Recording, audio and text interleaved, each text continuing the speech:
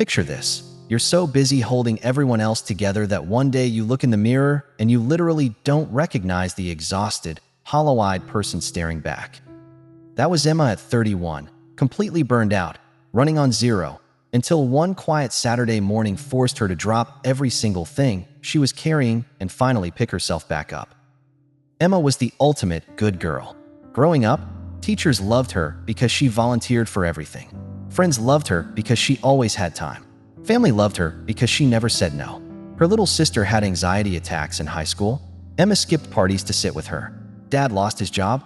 Emma picked up extra shifts at the ice cream shop to help with groceries. Mom cried about money. Emma listened for hours, made tea, found coupons, whatever it took. She got straight A's, perfect attendance, and a full ride to college because that's just who she was, the reliable one. Fast forward to her late 20s. She had a solid marketing job at a startup, a cute apartment she shared with her college friend Tara, plants on every windowsill, and a reputation as the person who would drop anything for anybody. Her phone never stopped. 7 a.m. Mom texting about dad's blood pressure meds. 7:15. Coworker asking her to just quickly look over a slide deck before the 8 a.m. meeting. 7:30. Best friend Sophie freaking out because her boyfriend didn't text goodnight. Emma answered every single one while brushing her teeth with one hand. She was proud of it. Being needed felt like being loved. Her daily routine was brutal, but she called it normal. Wake up at 6, scroll through 80 new messages while the coffee brewed, answer the urgent ones, shower in 6 minutes flat, throw on whatever was clean, run to the bus while typing more replies. Get to work, smile bright, stay 2 hours late to help the team hit deadline. Grab takeout on the way home because cooking for one felt pointless. Eat it on the couch while FaceTiming someone who really needed to talk tonight. Bed at 1 or 2 a.m., scroll TikTok until her eyes burned, sleep 4 or 5 hours, wake up already behind. Repeat. Weekends were worse. Saturday mornings were grocery runs for her grandma, who couldn't drive anymore. Then coffee with a different friend who was going through stuff. Then helping someone move, or babysitting her cousin, or covering a shift for a coworker who wanted to go to a concert.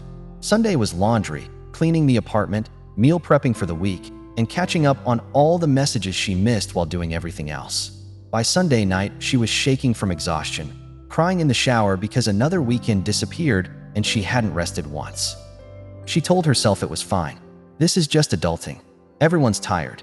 But her body started sending postcards that said otherwise. Her hair got thin and kept falling out in clumps. Her skin turned gray and broke out like she was 15 again.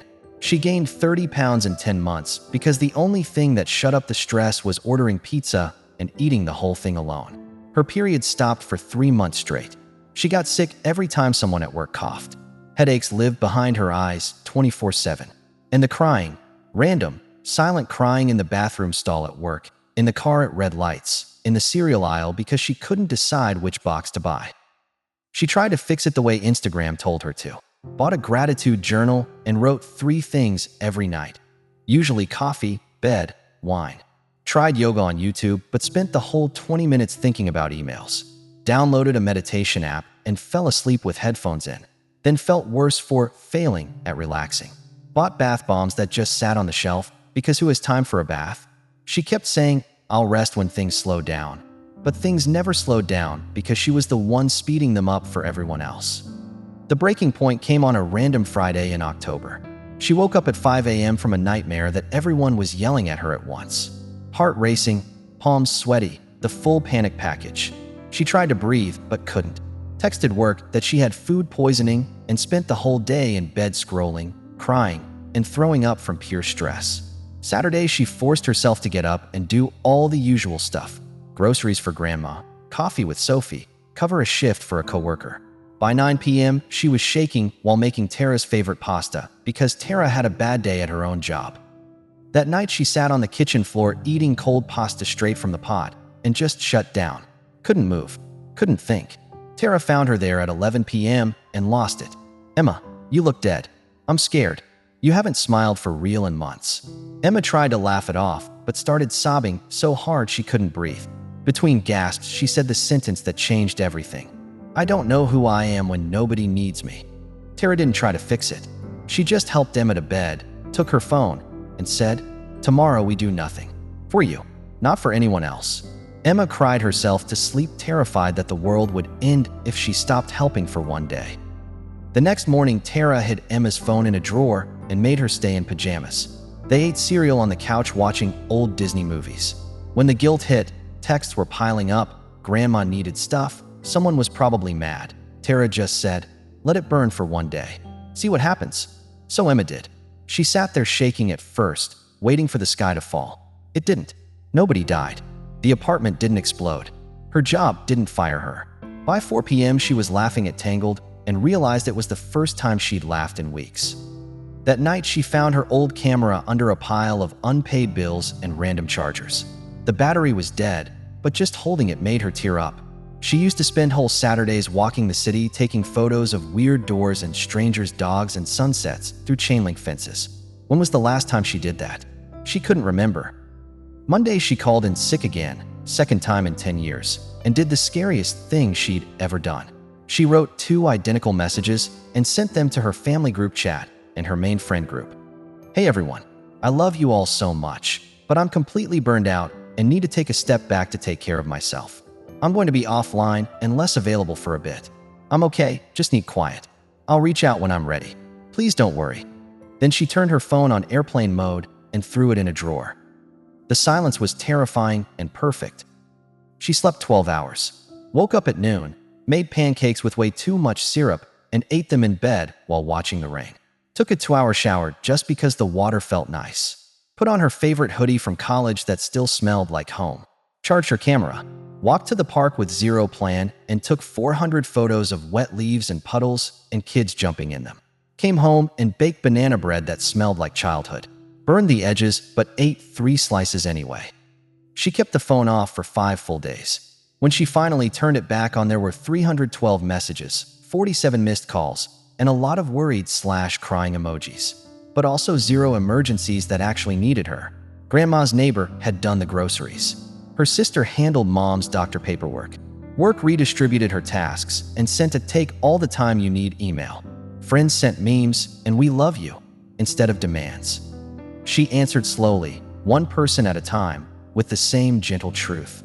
"I'm learning to put my own oxygen mask on first. I'll still be here for the big stuff, but I can't be everyone's 24/7 anymore. Hope you understand." Some people didn't. A couple cousins got mad and called her selfish. One coworker stopped talking to her. But most people said, "Oh my God, I didn't realize," and started checking on her instead of only asking for help. She made new rules and actually stuck to them this time. Friday nights were sacred. Phone on Do Not Disturb from 6 p.m., bath, takeout, movie, no talking to anyone. One full weekend day every month with 0 plans and 0 guilt. Marked on the calendar in pen. Work ended at 5 p.m. unless the building was literally on fire. She started saying, "I'll get back to you tomorrow," and meant it. Bought herself flowers every single payday. Camera came everywhere. She started a private Instagram just for her photos and posted one every day. No captions, no likes needed. Therapy once a week, paid for by skipping takeout twice a month. No became a full sentence. 6 months later, she was a different person. Lost the 30 pounds without trying because she wasn't stress eating anymore. Hair grew back thick and shiny. Skin cleared up. She slept 8 or 9 hours and woke up before her alarm, excited instead of scared. Her apartment had living plants again.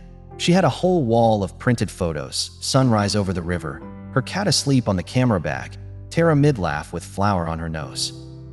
People noticed.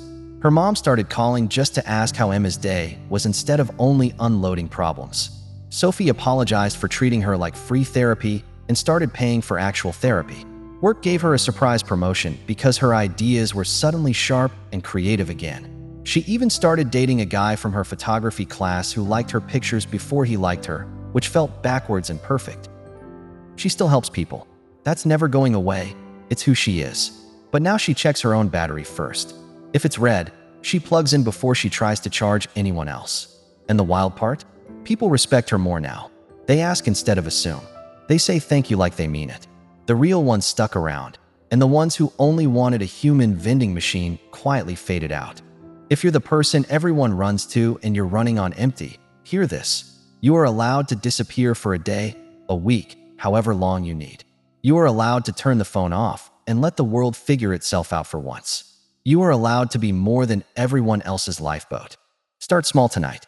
Pick one thing that's only for you: a walk, a bath, a nap, a whole pizza, and do it without telling anyone. Guard that time like it's the last helicopter out of a war zone, because your peace is worth protecting. Emma still has that burned banana bread recipe taped to her fridge as a reminder. Imperfect and messy is still delicious. And she still takes one full day every month where her only job is to remember who she is when nobody needs anything from her. She always comes back fuller, happier, and way better at helping the people who actually deserve her energy. Watch the next story about the guy who ended 10 years of panic attacks with 2 words he heard in a grocery store line.